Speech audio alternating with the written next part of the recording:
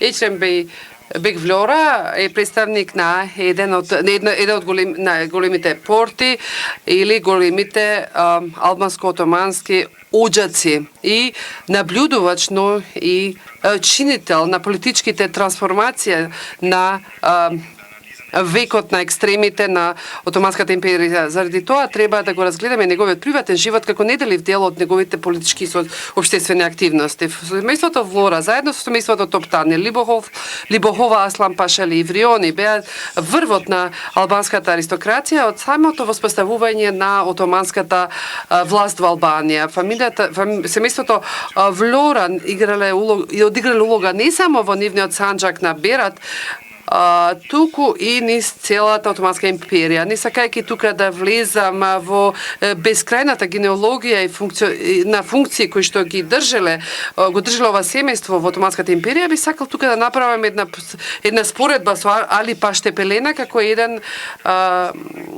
исто така еден значен лик за да видиме точно каде стои власта, врз што се заснова власта на овие различни, би рекол, стари албански оджаци, односно семејства.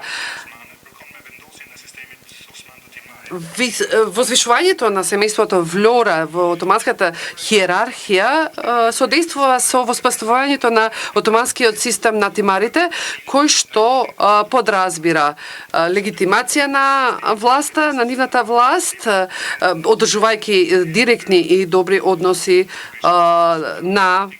со централната власт на султанот и преку клиентелистичкиот систем врз основа на власта на нивниот Бератски санџак.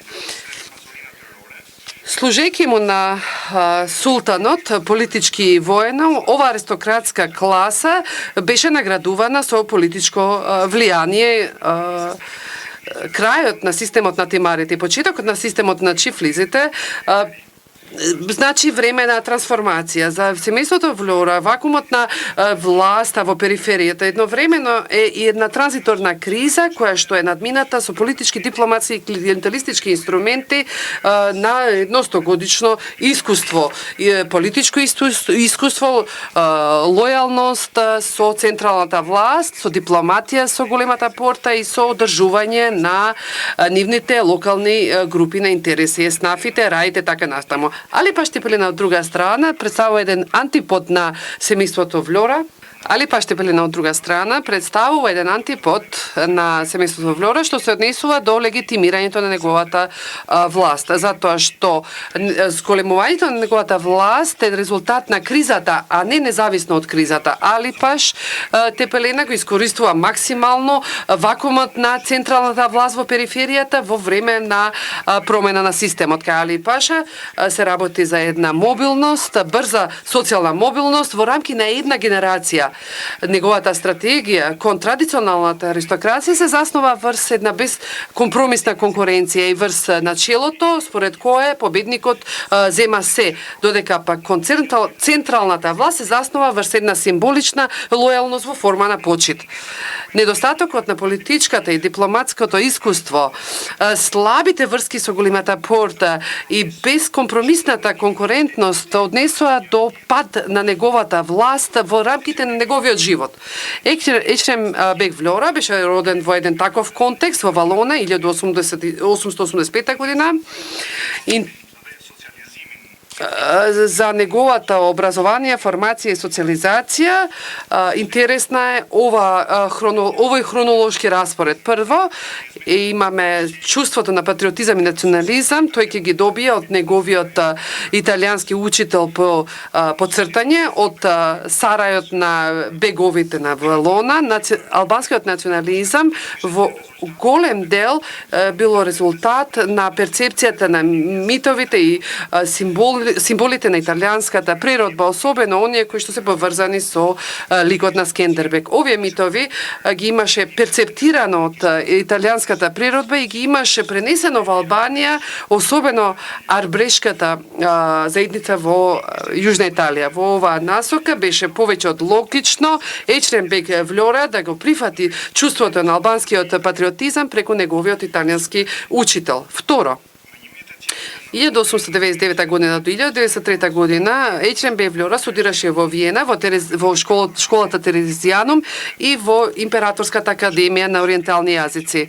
Двете школи беа создадени со цел да се создаде идната генерација на функционери и австро-унгарски функционери и дипломати.